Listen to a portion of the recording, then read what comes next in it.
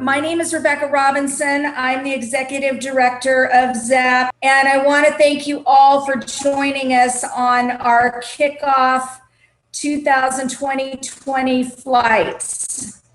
This is a series of flights events that we're going to be doing between now and March, and we're very, very excited to have the illustrious panel with us today. Joining us are legends, and they're going to be talking about Legendary Vineyards. And in fact, I want to recognize a few folks before I turn it over to our moderator. And I'm very excited to have her join us as well. First of all, I want to thank our sponsor for the flights events, World Cooperage. And I want to thank our media friends for joining us, our Ambassador Circle members, our ZinEX VIPs, and all of our other members and guests. Welcome, welcome. Now, as you can see, everybody is going to be muted except our panelists. Being on video is not required, but it is great to see all of your faces.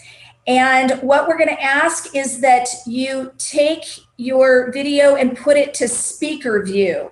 That way you're going to get the best picture for listening to your panelists.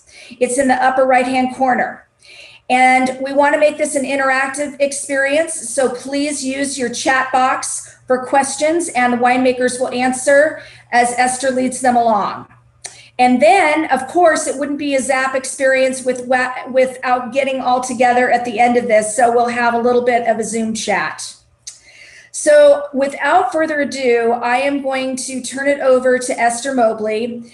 Esther is the wine critic for the San Francisco Chronicle, and we're so excited to have her. She's been just really very, very welcoming and wonderful to ZAP. When she first started, we did an event and she had 50 winemakers all wanting her to taste their wines, and she was so gracious, and we think she's going to be a great kickoff.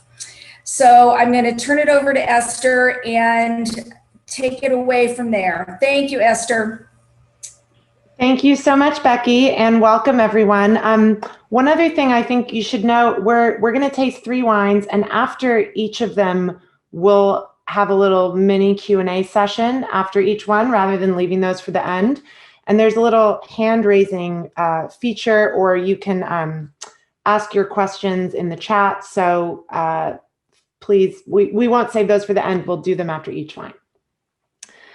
So Contra Costa County, here we are. We're here today to talk about Zinfandels from Contra Costa County. If you're not from California, you might be like, where the heck is this place? I've never heard of it.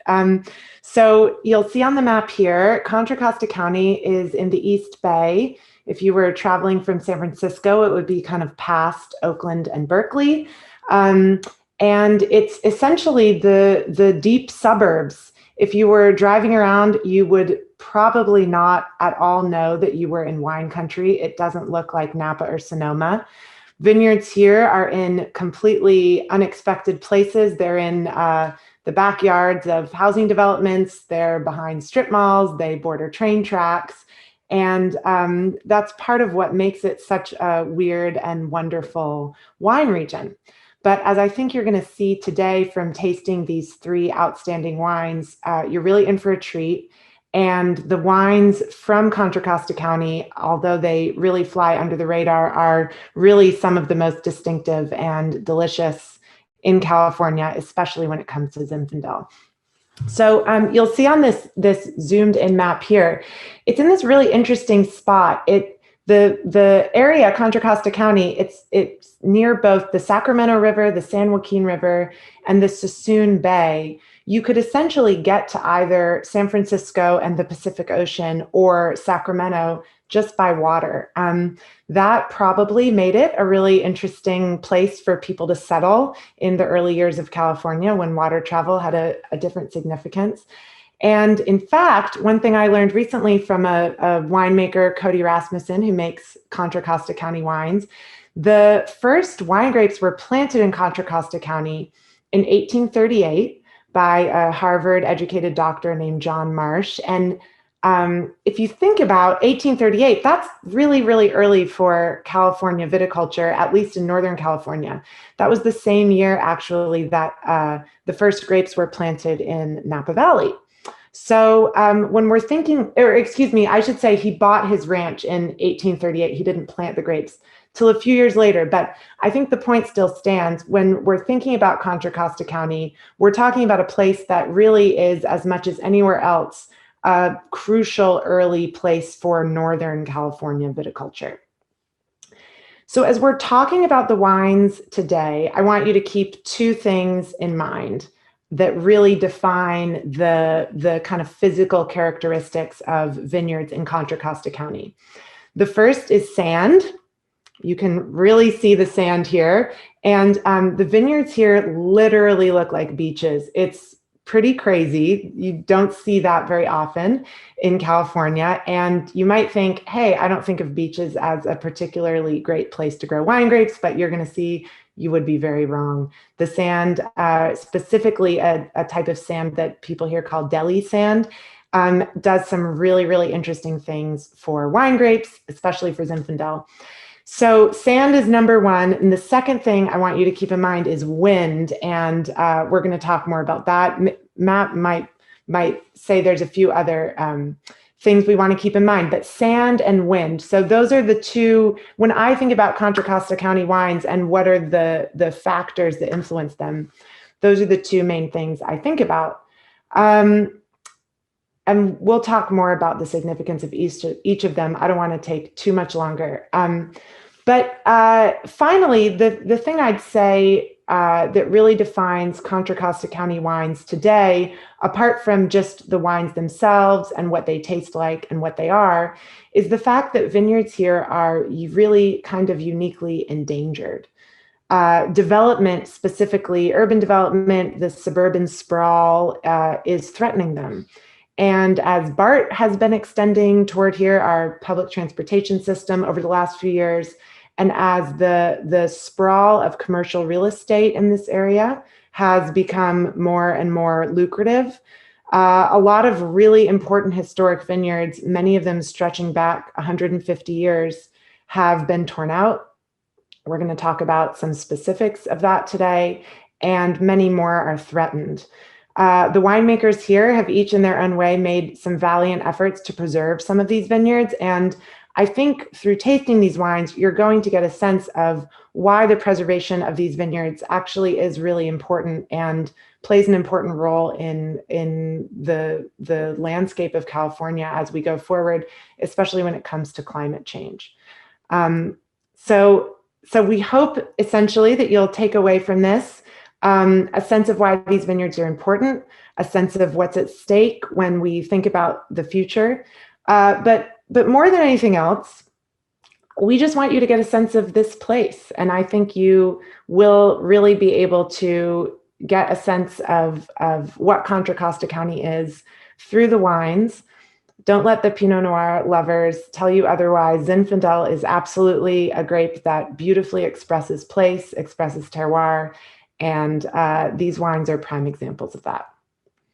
So let's start. Wine number one. Well, we'll just say briefly, the three winemakers you're going to meet today are Joel Peterson of Once and Future Wines, Matt Klein of 3 Wine Company, and Shauna Rosenblum of Rockwall Wine Company. And these are the 3 wines you're going to taste, Zinfandels. So I hope you all have them ready. If you haven't started drinking already, I hope you have. I have. Now's the time. And we're going to start with the Once and Future Zin. So if you don't have that in your glass already, get it in the glass. And we're going to meet Joel. So Joel, if you all are Zap Zinfandel enthusiasts, you probably don't need any introduction to Joel Peterson.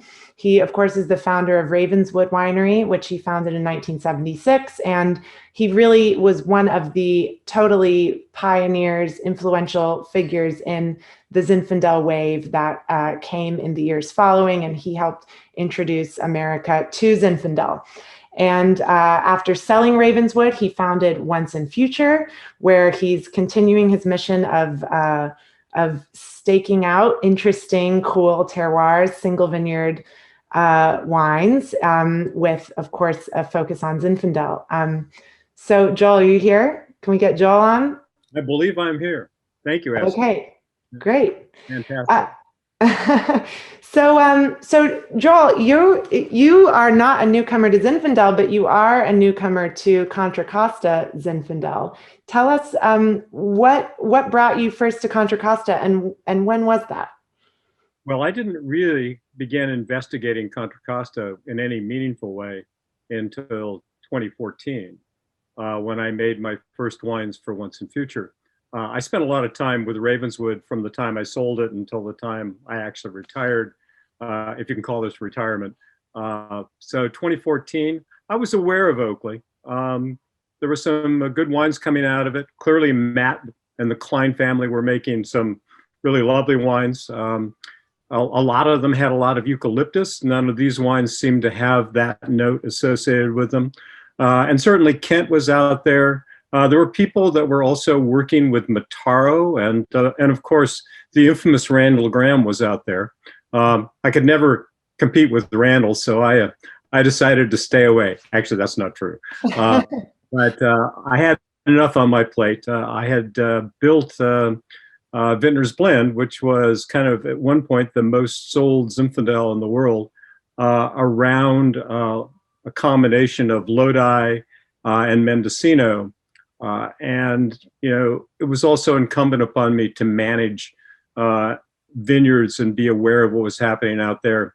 So unlike Tegan Pastelacqua, who seems to spend his life in his truck, I wanted a little bit more of a life. So Contra Costa just kind of stayed off the radar. But I'm really happy that I found it. And part of the reason I found it was because of my son, Morgan, who, as you know, started a winery called Bedrock Wine Company. And he began buying grapes from Frank Evangelo at Evangelo Vineyard, which was probably considered to be the premier vineyard in the Oakley area. And, you know, the good news is, you know, Morgan and I like each other and I get to taste his wines. And I said, wow, that's pretty amazing. And then I got a call from Tegan, and Tegan said, I've got this great Mataro vineyard. Perhaps you'd like to share it with me because I can't use all the grapes. And so that was the Oakley Road Vineyard. And it's honestly, it's an amazing vineyard. It really is like being planted on a sand dune with a slope that runs to kind of the north and the west. It was planted somewhere in the late 1800s. It has obviously Mataro or Mourvèdre, Zinfandel, and Carignan associated with it. And I make two wines from that vineyard. I make the Mataro, but obviously I make the Zinfandel as well. And the Zinfandel, like most plantings of that era, although it seems to be less so in the Oakley world, has some other varieties mixed in with it.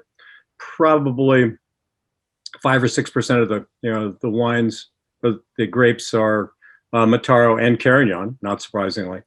The sand is really important in this vineyard. When it gets windy out there, and obviously, as you mentioned, Esther, the wind is incredibly important too.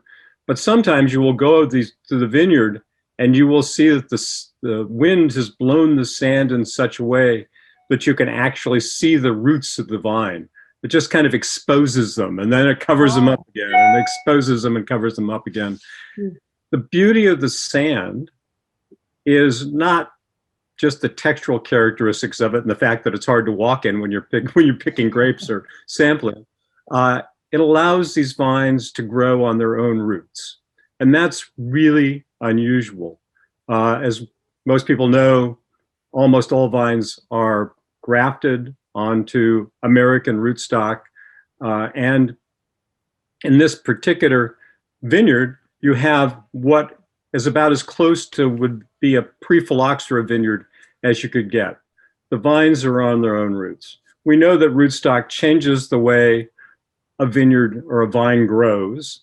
the way it produces, and hence probably it changes the character and the nature of the grapes. So these are true vinifera grapes grown on their own roots. The roots are also incredibly deep. They must be 40 feet deep. You know, these sandbanks, while they have some humus associated with them, don't have a lot. So the vines go very deep to find water.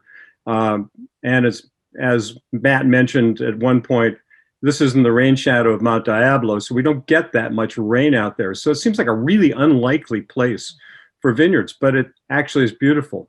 The other thing about this area is while the wind comes in and cools it off in the afternoon, it warms up earlier than many regions in California. So you get bud break out there earlier. And as a result, you end up picking earlier. That has been a blessing in these years of smoke. So Oakley was one of those areas that got picked before the early fires showed up, which was in early August. Did you pick it in early August? Picked it in early August, yes. Yeah. I tend to pick a little earlier in any case, because I think that the beauty of these vineyards is that they produce very refined, very perfumey, very fine tannинed wines. So we are pouring right now the 2018 Once and Future Oakley Road Zinfandel. And for those of you who have your bottles at home, it's a winemaker's back label. It has all the information that I, as a winemaker, want to know, and very little poetry, I'm sorry, on the back. No passages about moonlight and sleeping in the vineyard and seeing the stars. It's just facts, ma'am, just the facts. I'm old enough to know poetry. Well, and so, yes. Well, it's such a beautiful wine. There's a few things you said I want to make sure we highlight. We didn't say it explicitly earlier, but the sandy soils, really, those are known to be a soil type that just happens to not be hospitable to phylloxera, the grape louse that essentially wiped out all grapevines in the early 20th century and again in California in the 1980s. So it's just kind of a funny coincidence that these vines were planted before anyone was planning on rootstock in sand. And that's why you have such a preponderance of these 150-year-old vineyards in Contra Costa County, whereas in many other parts of California, they couldn't have survived. And the other thing that's so interesting, so you mentioned the pick dates are so early in Contra Costa. And I mean, if you're picking in early August, that's like when people are picking grapes for sparkling wine. That's extraordinarily early for what we think of as these full-bodied reds. So yet can you get the kind of full flavor development at that point in the season? I mean, you'd think it would be so early for these flavors to have developed so fully. Well, the season there starts earlier, so you get about the same number of days. It tends to be a little warmer, so you get a little push from that as well. So you're not talking about climatic conditions that are radically different in terms of the overall length of the season. But you can see that you get these really juicy, perfumey, finely tanned wines. I make all my wines in small open top fermenters. You know, they're all punched down by hand. They're all redwood fermenters, by the way, for no other reason than I like the tradition. It's where I started making wines with Joe Swan, so I'm just going to continue doing it. At my age, I can do anything I want. That's so old school. And they're obviously all full malolactic, and they spend about 30% spend about 16 months in new and old French oak, about 30% of which is new. The newer oak comes from a cooperage called Hermitage, which has really nice, supple flavors associated without being really aggressive. And that's what these wines need. They need a little support underneath, but they don't need to be dominated. by the oak because there's so much other good stuff going on in them. Well, what really strikes me when I taste this wine is the acidity. It's just such an incredibly bright wine. The fruit is this really kind of bright, zippy red fruit to me. That really stands out. It's just incredible. That's picking decision in part. I pick, obviously on flavor like everybody else in the world does, but I'm also cognizant of what's happening with the pH and the acid. And I try not to let those two things drift away. But because of the winds out here, the acid doesn't respire very quickly. So it will, the acid will maintain itself quite well for quite a long time. Yeah.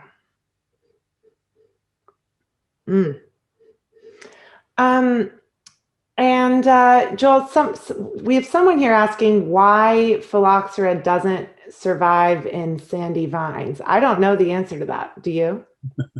Well, I've heard several answers to that.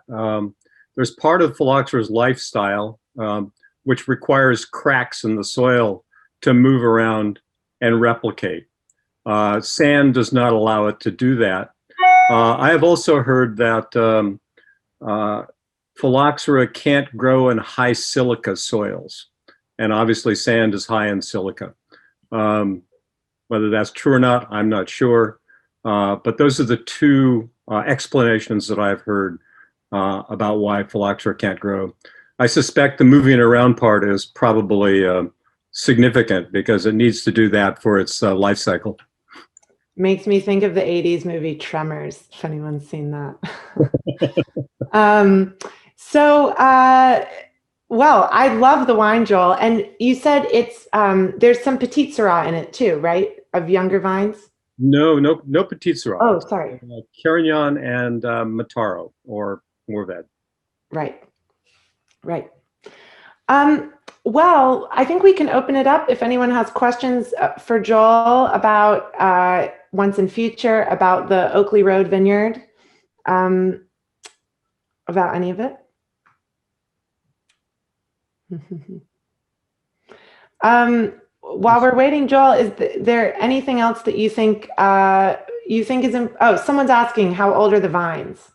Well, vines were planted in the late 1800s. We think somewhere between 1889 and 1895, but we don't have a birth certificate for this.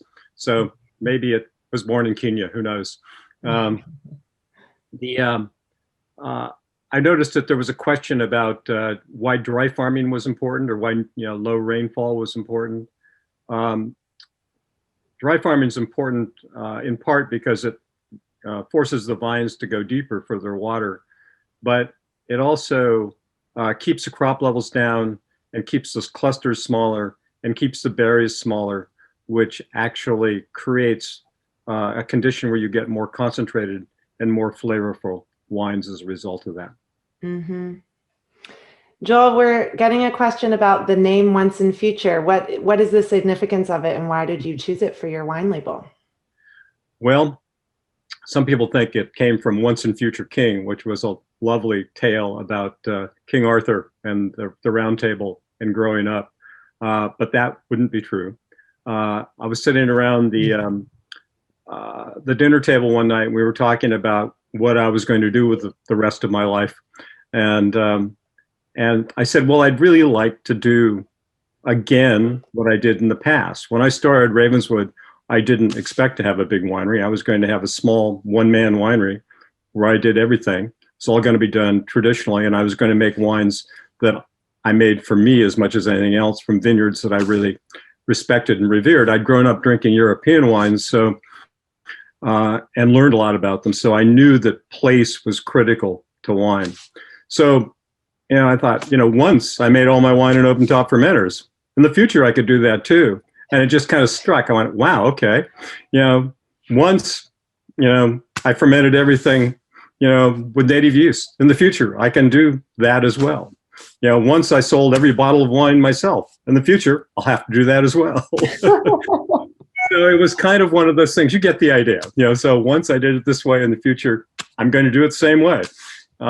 Because long ago, I well, when I was in my early 20s when I started Ravenswood, and really living in Berkeley, and had really no expectations about being, who I am today.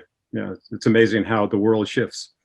Well, I also think it has a special significance in that you deal with so many old wines and old vineyards, and that there's you're tying the history to the future and still innovating, but with this long respect for the history of California.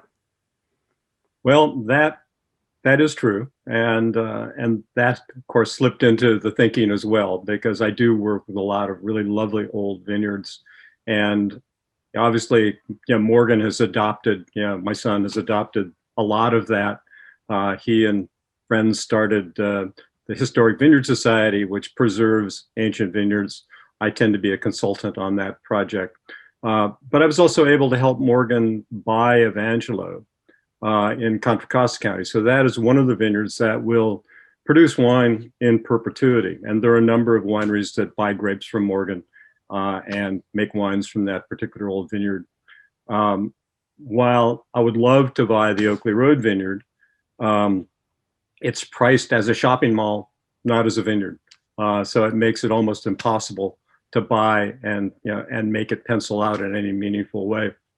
But I take it a shopping mall is more expensive to buy. The land zoned for a shopping mall is more expensive to buy than land zoned for a vineyard in Contra Costa. That would be correct. It's got higher value use, and it's in the incorporated area. So supposedly it could be commercial and make a lot more money than a vineyard. We'll see it when it happens. So far, it hasn't happened. This vineyard's been for sale for like 10 years and it hasn't sold yet. But it'll happen eventually. Unfortunately. Who's gonna buy it? Any takers? Joel, redwood, do those redwood tanks impart any kind of flavor or other attributes to the wine? How old are they? I have redwood tanks going back to my 1970. When I sold Ravenswood in 2001, I put it in storage because Constellation put a lot of money in, and we built a new winery and expanded the winery we'd already just built. So I put these fermenters away and kind of kept them in cold storage. And redwood is wonderful. It holds its shape and doesn't rot. And when I pulled them out and put water in them, they soaked right up and they were ready to go. Does it impart any character to the wine? Well, if it's new redwood, the answer is yes. These particular fermenters are effectively neutral. One of the most interesting wines I ever tasted was a 1933 Burgundy from Larkmead that was mostly Petit Syrah and Zinfandel. That was made just after Prohibition when they put up these new redwood tanks. And 2 years ago, you could still taste the redwood. It was pretty remarkable. But the other thing about redwood, when you're working in small fermenter loads like I am, these are 4 to 6 ton fermenters, is that it's fairly thick and fairly insulating. So I tend to use longer term macerations when I'm working with my wines, and stainless steel exudes heat very rapidly, but redwood holds on to it. So the fermentations stay warmer longer after the fermentation has ceased. And I think I get better center body out of the wines with them, but that's kind of my feeling. I have no empirical proof that that's the case, but the wines I've made in redwood over the years have been some of the best, most interesting, longest aging wines that I've made. If you taste my wines from the early 90s right now, they are spot on. And in part, I think that is because they were made in redwood. And of course, because they came from great vineyards like Old Hill and Bedrock and Dickerson and places like that. Once and future redwood. Yeah. Well, thank you so much, Joel. The wine's beautiful, and everyone, we're gonna move on to wine number 2. So if you don't have it already, pour the 3 wine company Zinfandel into your glass, and we're gonna meet Matt Klein, the winemaker. Hi, everybody.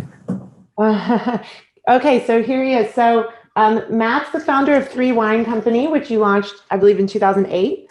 And his history with wine extends far beyond that. He was involved with his family's Klein cellars in Sonoma for a long time. He was the Right. winemaker. Sorry. Yes. Oh, yeah.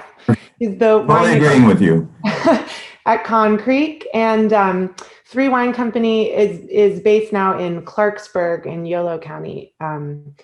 And he has quite a history with Contra Costa County wine. Matt, it extends even before your birth, right? Oh, yes. It extended way before my birth. My grandfather actually homesteaded on a 1/4 square mile in 1920 in Oakley. I mean, Oakley wasn't even a city until 1991, but it was, these vineyards and this area have so much California history, especially agricultural history. These vineyards are at the head of the Sassoon Strait, and they're in these sand dunes.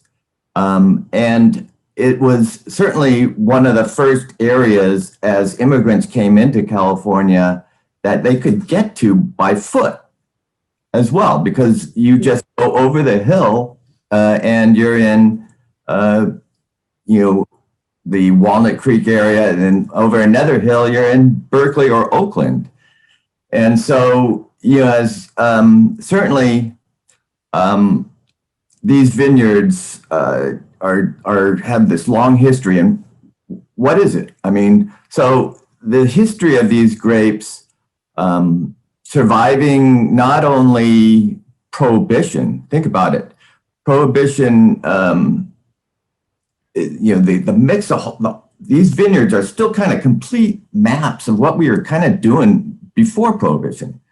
It's the only area that grapes weren't pulled out and replanted to other varieties. So you're seeing as much Zinfandel, the Zinfandel and the Carignan and the Mataro were almost equally planted. And in fact, that was what the whole state was planted to just prior to Prohibition.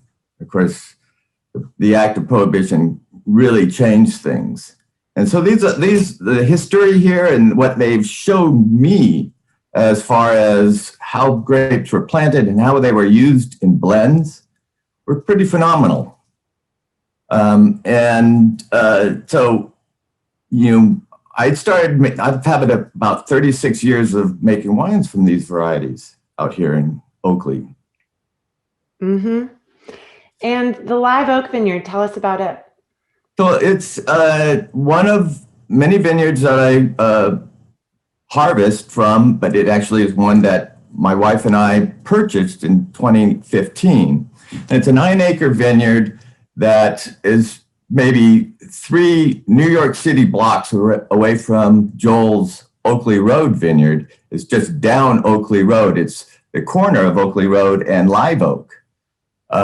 And this vineyard was planted originally by the Mazzoni family. And that was, again, in the late 1880s. But over the years, some of the big part of the vineyard was in decline. And nearly over 30 years ago, part of the vineyard was planted to Petit Syrah.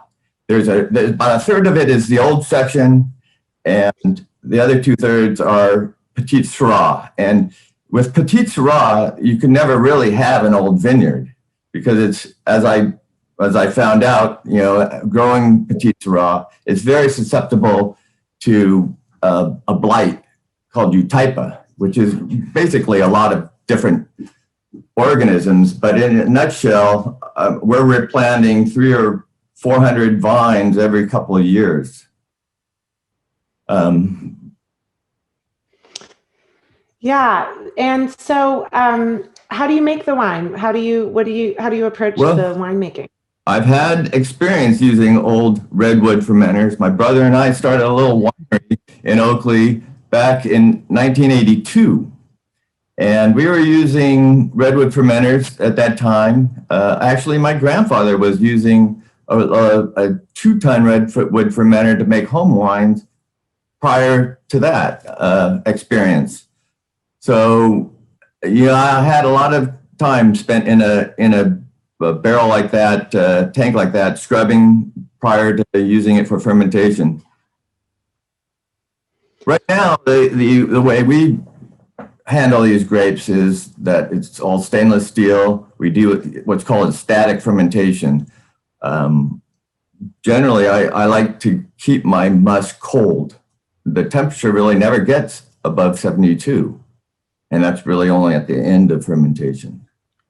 I just find that the texture, the extraction of fruit elements, and the management of the phenolics, I could handle it by keeping the temperature really cool. Mm. Matt, to you, what are some of the signature characteristics you get out of Live Oak Vineyard? What to you? Well, what is Live Oak? It's really interesting. All these vineyards are on different heights off the benchland, and there is a hard pan of clay about 30 feet down, 40 in some areas, and of course less in other areas, because these sand dunes were originally just moving around like sand dunes do, and they still do. And the old timers needed to pull the sand off every once in a while, so you wouldn't get the vine buried or unburied, right? Joel mentioned about the roots being exposed.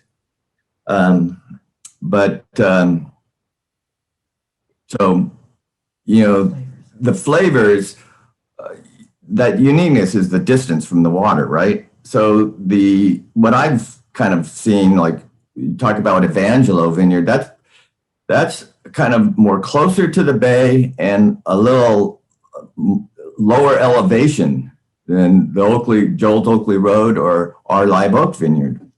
And so the flavors that I'm getting from this little, we're about 40 feet above the hard pan, is these bright red fruits and black fruits. The acidity, of course, on all these old vineyards especially Zinfandel, is tremendous. It's, Zinfandel in this area is really all very low pH. We tend to pick ripe, and I say about 25 bricks.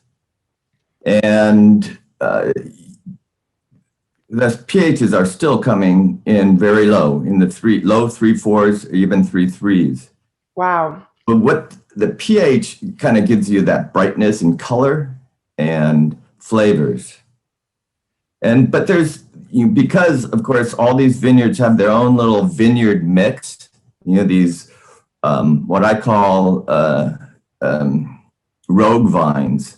And basically they represent replants, right? These vineyards were planted on their own roots, because it was pre-phylloxera when they were planted. So you didn't know any better, but fortunately sand is phylloxera resistant due to, the factors that Joel talked about.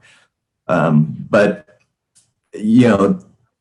I find that the vineyards that are typically higher up on the dune have that bright flavors, and lower down like the Evangelo, they're really rich, dark flavors. Mm. Well, I just think this wine to me is so juicy. The flavors are so intense, but it has this really kind of focused, bright acidity, this really focused, firm structure. And that seems like such a kind of perfect holy grail of things to align, getting that juicy intensity, but still a really firm, kind of refreshing pushback to it. Right. There's actually also, it's not statistically in my notes, but there's about 4 kinds of Alexandria, Muscat of Alexandria that's in it. But predominantly the mixing, the blending grapes are Carignan and Alicante Bouschet. And more recently in my winemaking, I've been using Petit Syrah. And, these vineyards are kind of historically they're just arrested in history. There wasn't a lot of any changes or new varietals brought in. And Petit Syrah was just a natural when you have so much Zin in that area. And it actually does very, very well out there. We some varietal bottlings of the grape, but I find that it helps lift the fruit and, obviously bring a little more color. And so I like the addition of Petit Syrah in our winemaking. One question we got earlier that I think relates to what you said about the rogue vines is there why not just plant more of these head-trained, own-rooted vines throughout Contra Costa? Is that a goal, or is the goal going to be forever to preserve the existing vines? Well, both. We want to preserve as much as we can. Obviously, we have the same issue as Joel does. I mean, we bought ours when it's basically light industrial, right? And we were able to buy it, and it pencils out, but barely. The grape costs are high, but at any rate, one of the reasons why those rogue vines are there is because of just need. There was no nurseries when these vineyards were planted, and so every grower had their own nursery. And so if you had extra vines, you didn't throw them away as a farmer. Farmers are the original frugal before cool.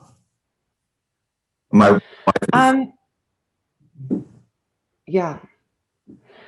Matt, what's the meaning behind 3?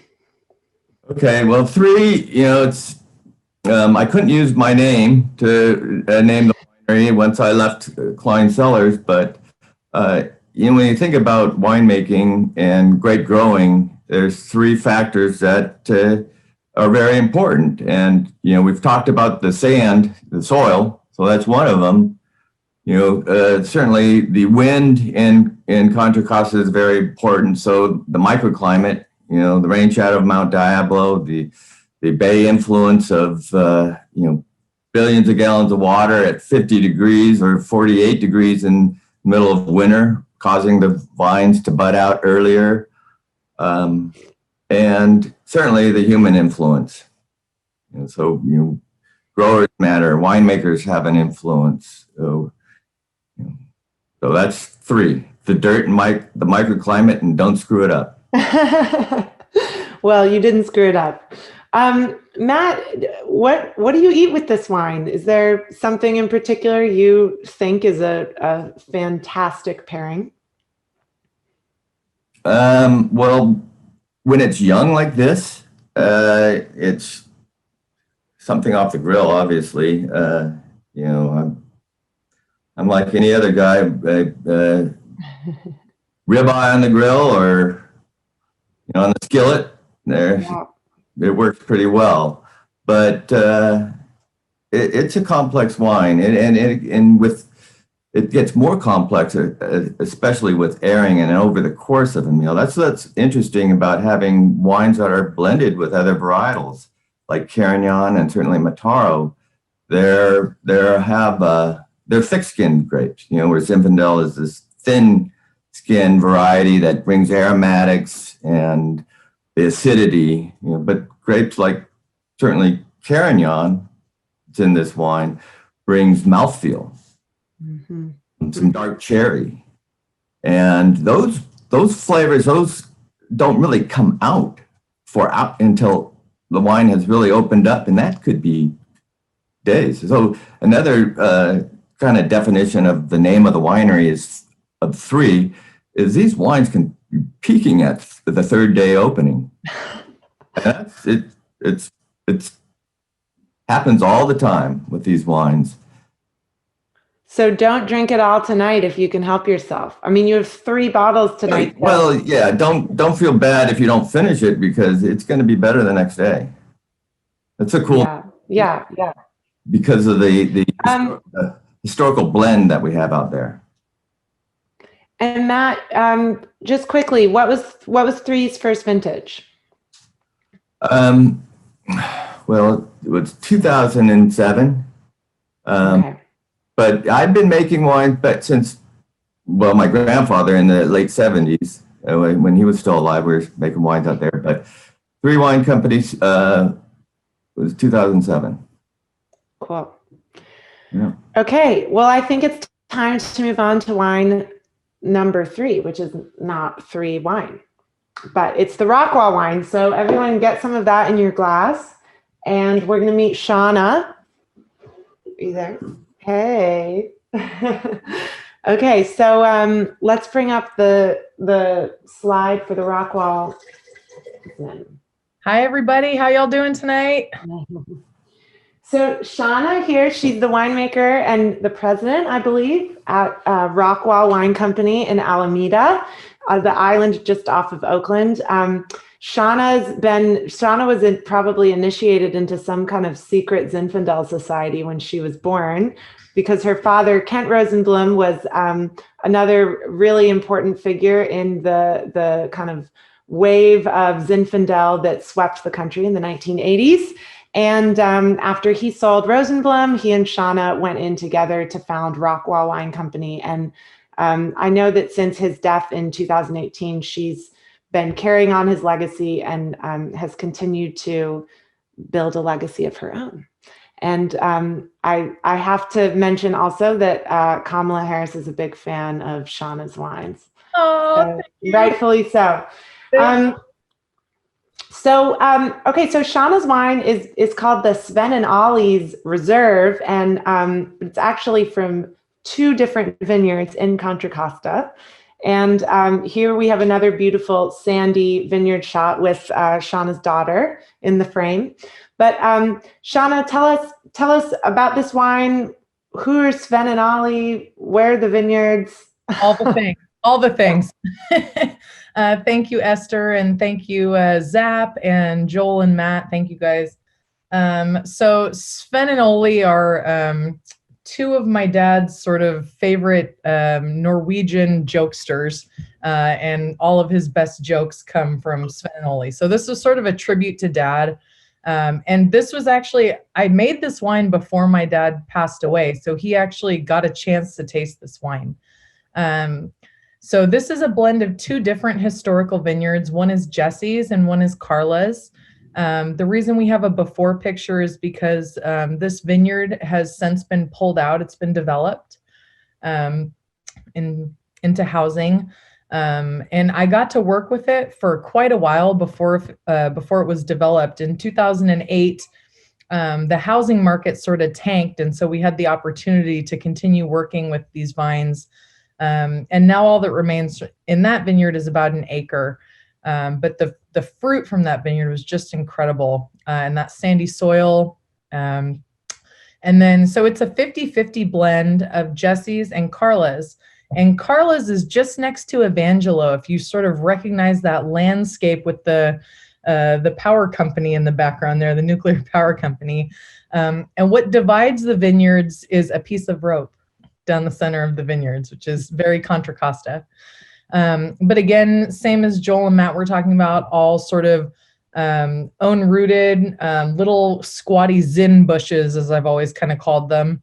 But this was sort of my ode to Contra Costa. My dad started making wine in Contra Costa, or from Contra Costa, back in the 80s, and was sort of one of the ones post-Prohibition that started to help put it on the map. And of course, Matt Klein's family, I think, is probably the most prolific in Contra Costa, just as far as if you have any questions about what's happening in Contra Costa viticulture, he's your guy.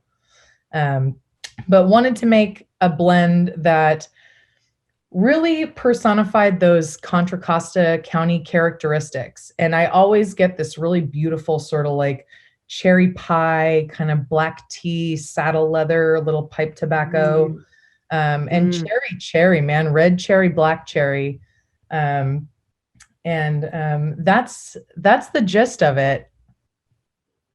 Yeah, I feel like that kind of bright red and black cherries, I've gotten that in all of these wines. Texturally, Shauna, what do you think the sand does to the wines in terms of its texture? I think Joel said it, and it's funny. It's actually written on both of our tech notes. Very fine tannins, very, very fine tannins, and really nice sort of mid-palate weight as well. And I think Joel was attributing that to the redwood, and it could be redwood. I don't use redwood. I use because this was 2 different lots. You'll see my tech note is a little bit long. But we've got the Carlas. The Jesse's was picked first, and then the Carlas. The Jesse's is always picked in August. When I first started working with the fruit in 2008, I think we picked just before Labor Day. And you guys, folks who have been fans of the wine industry for a long time know that Labor Day used to signify the beginning of harvest. And as climate change is sort of upon us, that's really no longer the case. It's sort of gone back and back and back. I harvested my sparkling fruit like the 5th of August this year. But out of Contra Costa, now we're looking at like the 2nd, 3rd week in August for Jesse's, and we have fully mature grapes. You're actually seeing veraison in Contra Costa in, June, early June, which is Brene, my friend who is the vineyard manager up at Monte Rosso, I texted her a picture last year in June and said, "Hey, look," and she was like, "You win." I was like, "I don't know. Do we win?" Like, it just means that if you're harvesting out of Contra Costa, your harvest is going to be probably 3 or 4 months instead of the 2-month duration. But Jesse's comes first, and then Carla's is usually September. That vineyard usually needs a little bit more time. And again, the same thing that these folks were talking about with the interplantings. I mean, we've got Zinfandel, Carignan, Mataro, Alicante, and Petit Syrah being the main ones out of Contra Costa County. And I think we not only have them interplanted, but out at the Carla's vineyard, there are some Frankenvines, meaning things that are own rooted that have had other varieties grafted onto them. So it's really quite a sight to see, and TTB should not be made aware of any of things. Well, this wine is such a kind of poignant expression of the development tensions in Contra Costa, because is it right? Did you say that the vines used to make this wine, actually none of them exist anymore? Correct. And that's, when we were initially talking about which wine to use, Becky had asked me, would you do the Jesse's? And I was thinking, yeah, I could do the Jesse's, but let's paint a fuller picture and do the Svenninoli, because it's Jesse's and Carla's. And unfortunately, I'm not able to get fruit from either of those vineyards anymore. And luckily, there's a lot of really wonderful fruit in Contra Costa to go around. And, good folks, like I said, like Matt Klein and Joel Peterson and Morgan are really working hard towards vineyard preservation by purchasing vineyards. And honestly, in Contra Costa, I think that's what we need to do. Getting the visibility there is really important to get the enthusiasm going so that we can get more people out there purchasing these old vineyards, because it doesn't seem like just rallying around the fact that they're important is actually going to keep them around for another 50 or 60 years. Or if you can't purchase the vineyards, you can just purchase a couple bottles of wine. Yeah. Like most of us. Okay, Shauna, can you tell a Svenninoli joke? Is there a Zoom appropriate one? Okay, a Zoom appropriate one. Well, everything's appropriate on Zoom. It's like Las Vegas, right? Svenninoli,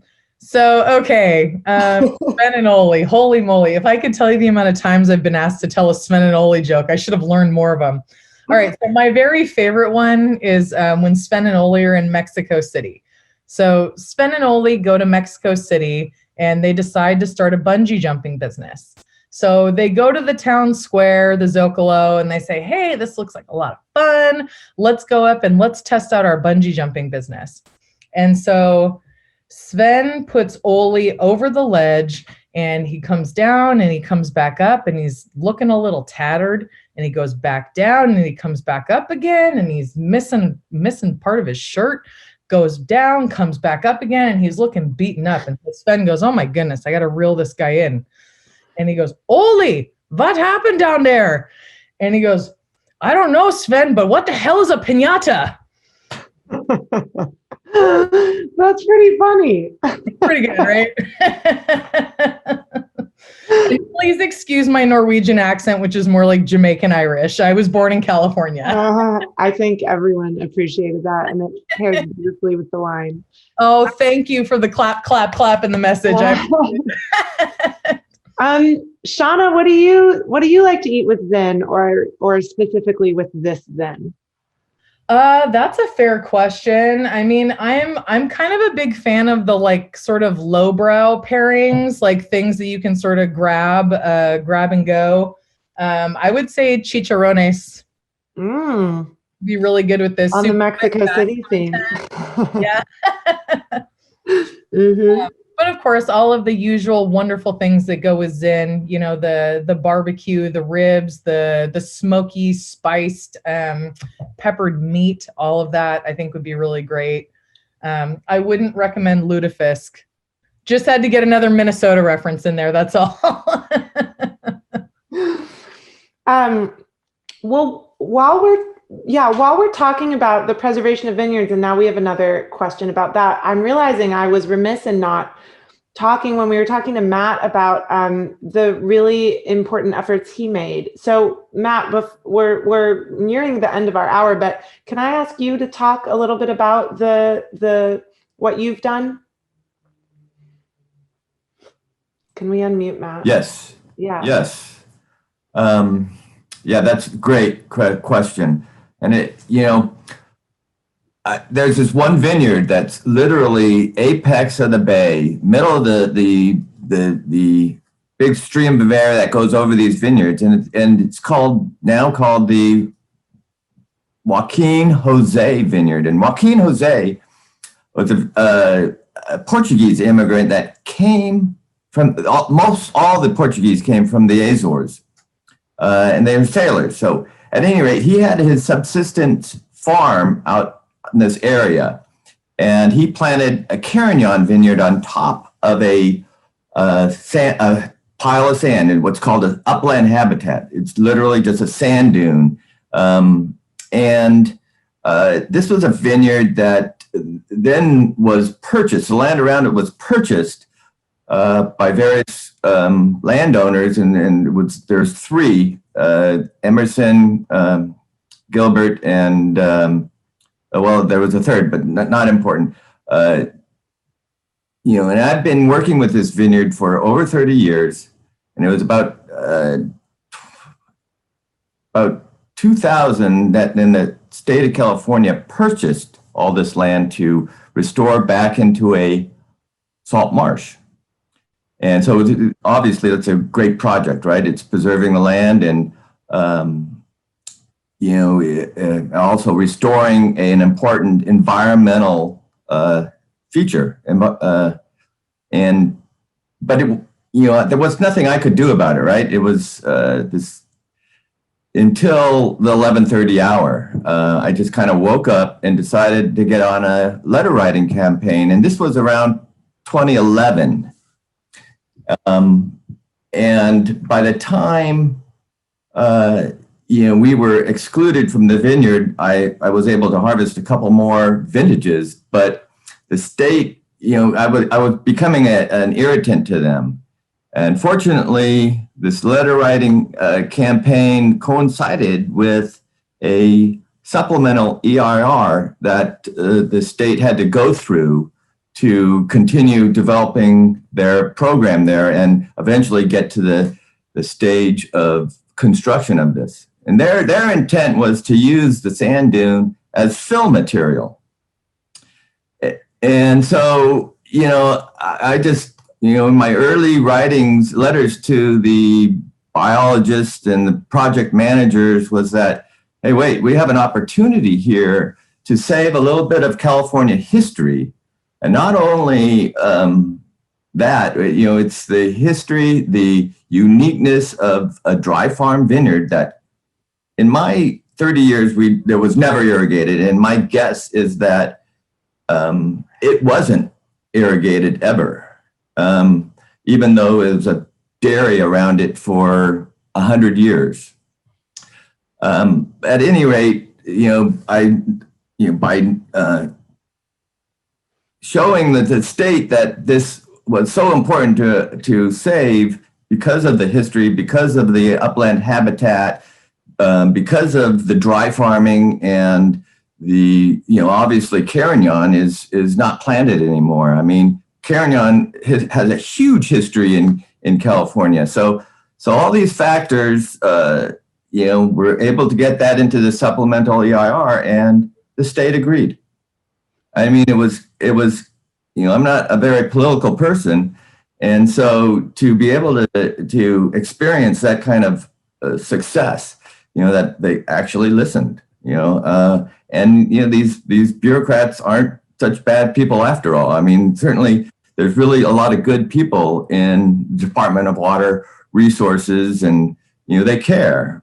But so now, we've been able to start farming it again. We lost about 3 harvests, 2014, 15, and 16.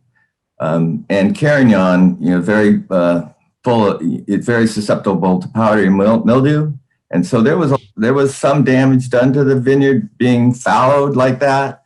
But this past harvest, the grapes were beautiful. I mean, we got it back up and running, and the salt marsh is not open yet, but it's going to be soon. It's been a long time coming, that project. It's, again, called the Dutch Slough Salt Marsh Restoration Project. And it'll be open to the public. There's actually going to be a path around the whole thing that people can go out there, ride their bikes and hike and be out there at that and experience the uniqueness of the climate in this area. Because you go out there in the morning, it's still, but in the afternoon, the wind is blowing, howling through there, and it gets really cool. And this vineyard in particular, even though it's only maybe 1.5 miles as a crow flies from the Evangelo vineyard, it's at least 8 degrees cooler on average. And it's only, it's just the uniqueness of the climatic bars. Yeah, really these little microclimates.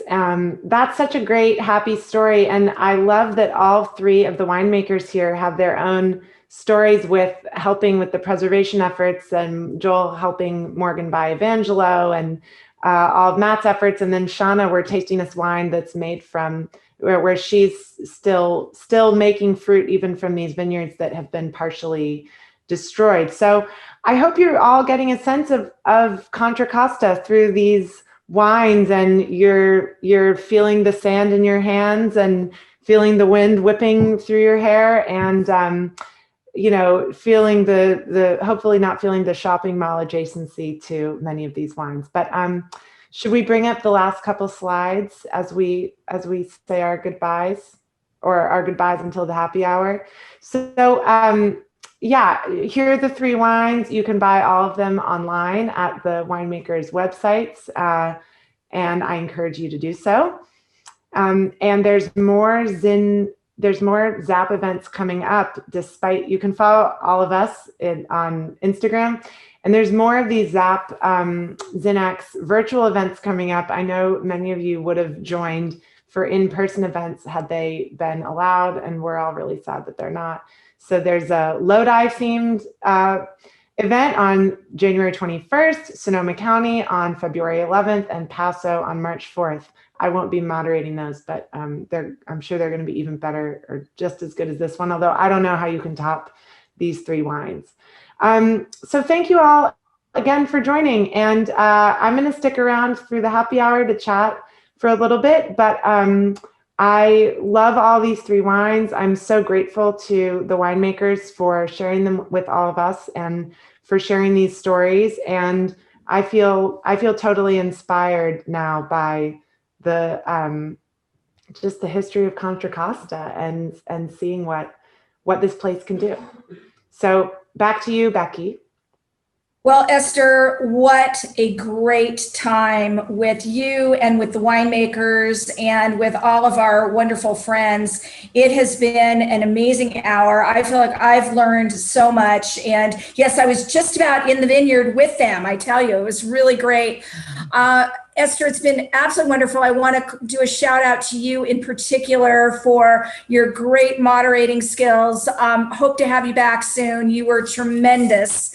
And I want to also thank Shauna and Matt and Joel. And Joel, I was really excited to be able to turn the tables on you as moderator of our flights events at ZinEX for all those years. And hopefully, you know, we're going to be all back together again soon. But it was great to have you as a panelist this time. And as Esther mentioned, we've got more fun in store for all of you. Our next flights event is going to take place January 21st, where we are going to take a trip to Lodi.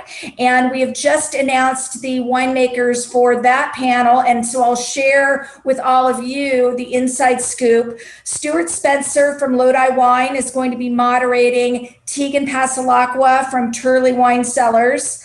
Our illustrious president of ZAP, Mike McKay, is going to be joining us, and Dan Padilla from Oak Farm is going to be featuring the Moorfry Ranch, which actually Stuart also farms. So it's all part of the big Zinfandel and wine family. So with that, I also didn't want to let everybody go without doing a shout out to our team that made this possible tonight. We've got great folks mining all of these different moving parts. And so it wouldn't have been possible without Robert Larson, Shanna Bull, Leah Delira, and of course, Glenda. And I want to thank you guys all for your great work. So let's do a little partying and open it up now. But again, I miss you all, and I can't wait to be together, but this is certainly the next best thing if we cannot be together in person. So thank you all for your support of ZAP. This is so important to recognize these single vineyards, and I know you all love and adore them as we do. Spread the word. All right, off we go. Hello, everyone. Hello. You know, the three of you, Joel, Shauna, and Matt, never cease to amaze us. Your wines are fabulous. We've had the honor of being seated with you at ZAP dinners. And it's just so good to see you all. And you need to know it's 37 here in Southeast Pennsylvania. Aaron. And your wines are fabulous, every one of them. I've got the three of them right here. Oh, good girl. Cheers. Cheers, everybody. Cheers. Cheers. I could drink now. Oh, Aaron. There's Aaron. Aaron. Hello, everyone. Great job. You guys were awesome. Hey, Aaron. Donna, Joel, and Matt, you guys are great. And Esther, you're fantastic. You too, Aaron. Hey, lady.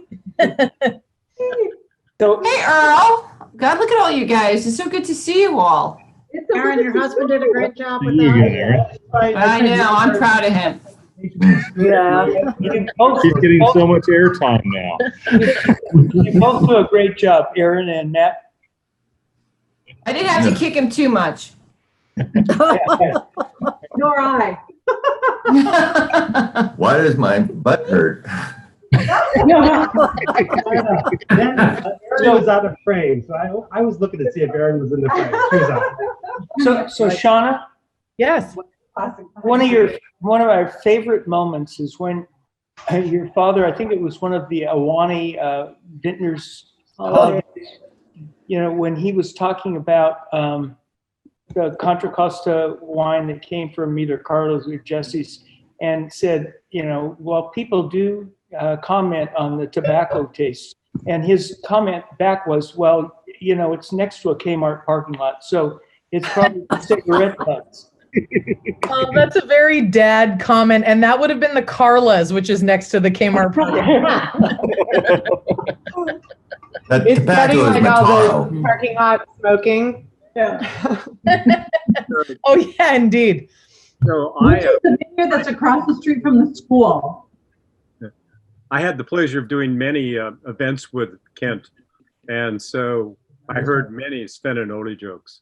Joel, tell us one. I bet you know more than I do. I think the first one I heard him tell where he substituted other names for Svenninoli, interestingly enough. But I'm going to just keep the Svenninoli names in there.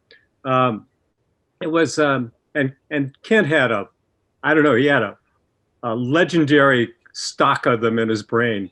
It was unbelievable. Shauna, as growing up as a little girl, it must have been painful. It was, but then I learned to appreciate it. So Svenninoli, they go fishing one day, probably in the Delta, and they rent a boat. And they go out in this boat, and they're out there in the middle of the Delta, and it's the best day they're ever having. Boy, fish are practically jumping in the boat. They can throw their line out. It doesn't even hit the water before a fish hits it, and they bring it in the boat. And it's just really exciting. And Sven says to Ole, he says, Ole, how are we going to remember this place? And Ole says, I don't know, Sven. He says, oh, wait a minute. Got an idea.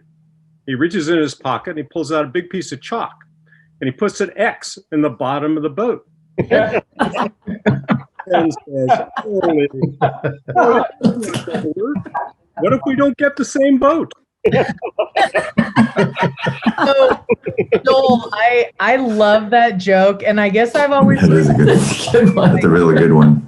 That is a good one. And Joel, I guess I've always secretly kind of assumed that you and my dad were Sven and Ole. I'm not going to make any judgment about who was what. Right. Ole had Lena. Fair. I don't know who picked up the 3 wines for this tasting, but congratulations. It's all Thank you. wonderful. Thank you so much. It's so nice to see all your familiar faces, even though they're like tiny and on Zoom, but it's still so nice. Yeah. I feel like I tried should to restore the custom postage stamps out of the old. Oh, Joel, that's a brilliant idea. There's $1 million idea. There you have it. Underneath it could be Zin lovers, and you could have multiple different postage stamps of you guys online. right. Oh, look. But it requires a raised glass in the picture. It does, absolutely. You do that on that though.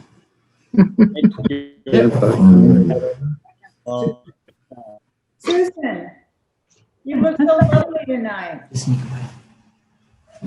Yes, it's great to see Sue. Hi, Sue. Nice to see you, Hi, Becky. Sue Burnson.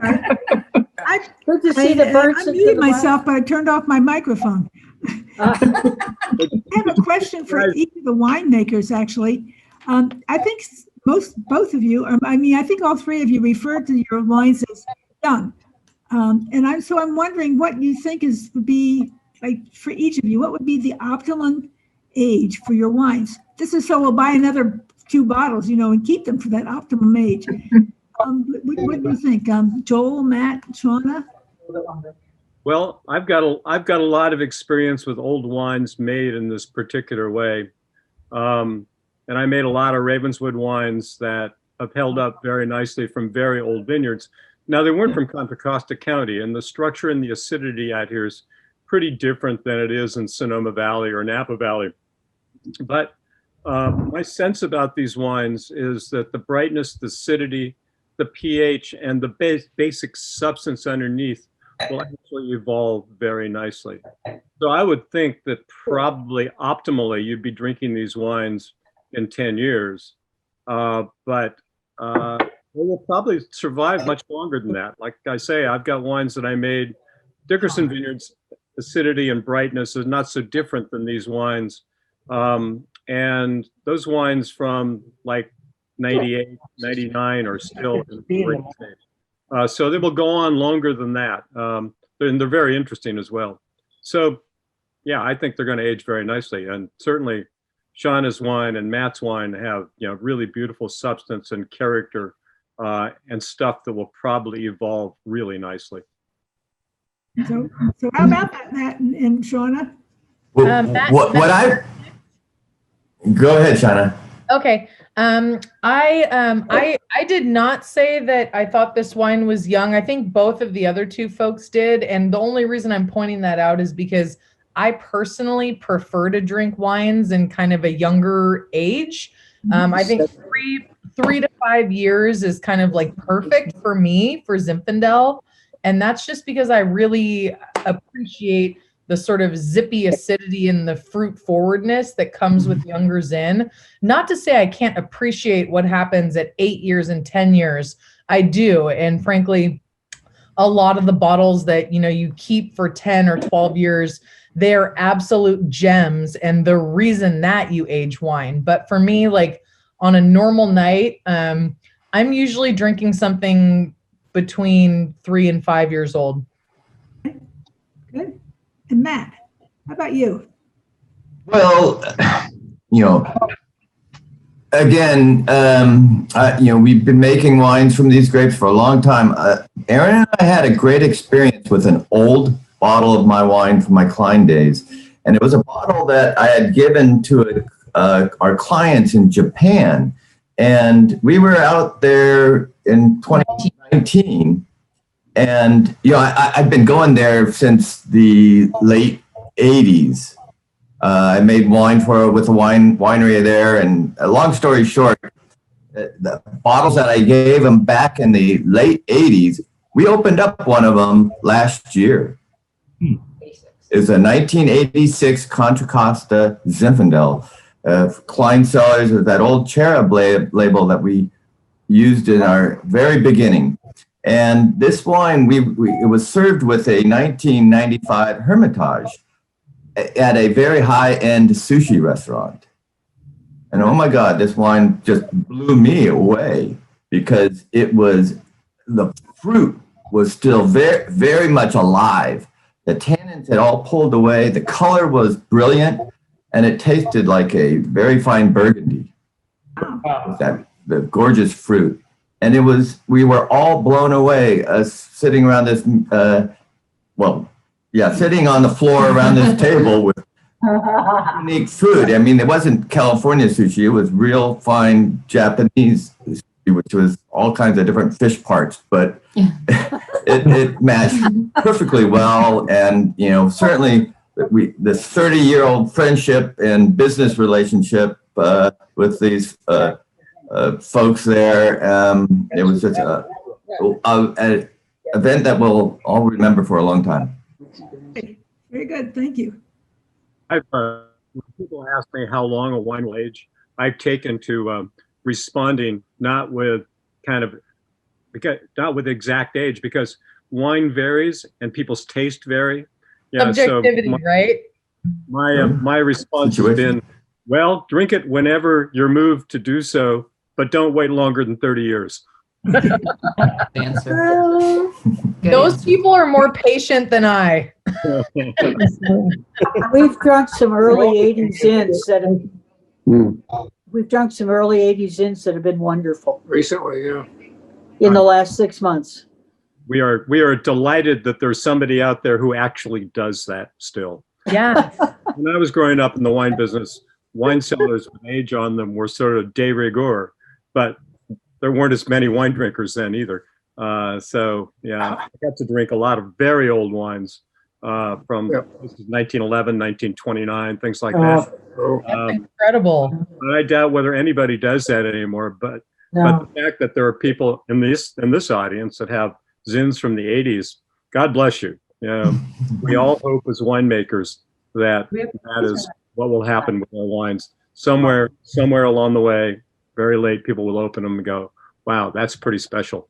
So Joel, to your point, I've been poking around my dad's cellar down in the basement of my parents' house, and they built out a pretty great cellar, and there are a lot of Zins from the early 80s down there. And I've started popping some. Yeah. I've been frankly shocked at how well a 35, 38-year-old Zin has aged. I mean, it's like an old Burgundy, I think Matt just said. So that was. Zin got this reputation early as not being a wine you could age. And as a consequence, it suffered against Cabernet and even Pinot Noir with collectors. But it turned out that the wines that they were claiming didn't age were mostly jug wines, or wines that weren't made with any serious intent. Sure. And the advent of a whole new crop of winemakers the Ridges of the world, the Joe Swans of the world, your father, me, that changed. And so the wines were made with intent, wines that actually had enough substance and character and savvy in the winemaking to go some distance and improve with that distance. So I think hopefully we've changed that notion that Zinfandel doesn't age and evolve. And Joel, I'm curious, you were talking about extended maceration on Zinfandels. What's the longest you've ever left a Zin on the skins? Well, I tend to leave my wines on the skins until they sink. And sometimes until the cap sets. And that is kind of standard practice, but sometimes I will leave them on for longer depending on the tannin structure of the wine. So I think the longest I have left one on has been 2 weeks after fermentation finished. Well, I was talking to Dave Ramey at one point, and he said, "Oh yeah, you like extended maceration?" He says, "Here, we'll get together and we'll have some wine." So I brought one of my really ridiculous ones that I'd left on for 3 weeks, and he brought one, and I'm thinking, this is incredible. How long was this on the lease? So we're like 3 months after harvest, and he says it's still on the skins. Basically, just topped up the tank and sealed it up and just left it on the skins, and it was actually remarkably good. That's very Italian, actually. When I was traveling through Italy with Gamba, with the barrel producer, I found, when we were going through and looking at all of these Sangiovese tanks, they have these things that'll submerge the cap long after they're done fermenting and just continually submerge the grapes for 45, 50, 60 days. Yeah. Whoa. It does strange things to the tannins depending on the grape variety. Yeah. And interestingly enough, you have to work with relatively dark grape varieties because the skins tend to reabsorb color after a while. Yeah, they'll bleach out, and then they actually start to detract from your work, right? Well, if you like wines that are dark, it's true. Yeah. But the Italians don't seem to mind kind of like onion skinny, bright, wines. Yeah. Matt, how about you? What's the longest extended maceration? 2 days, maybe. I got to turn my tanks over and get some more fruit in them so I can make some wine. Matt, I mean, the entire presentation was really fascinating, but I was really interested to hear that you really don't allow your fermentations to get too warm. Yeah, I know. That was interesting. No, I mean, there's no issue with color in these grapes, right? Yeah. And a cool fermentation, to me, preserves the fruit. And literally,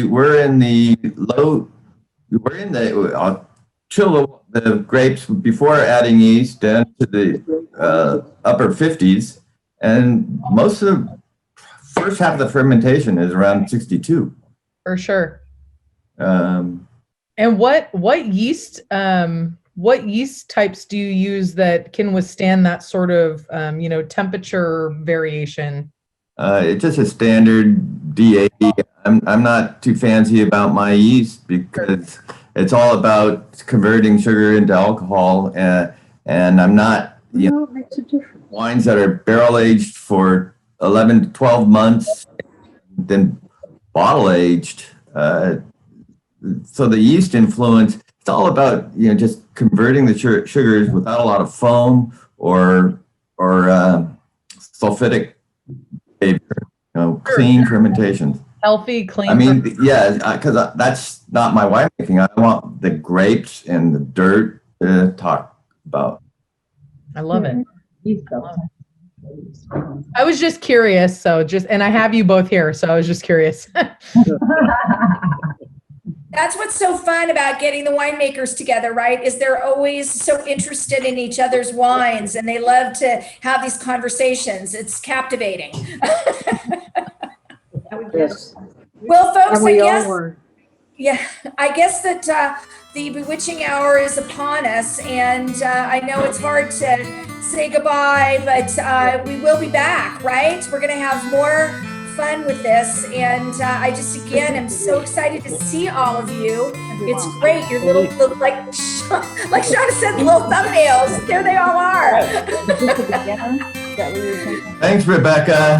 Oh, you guys were great. Thank you so much. We're going to call it for now, but stay well, and we'll see you all in a few weeks, okay?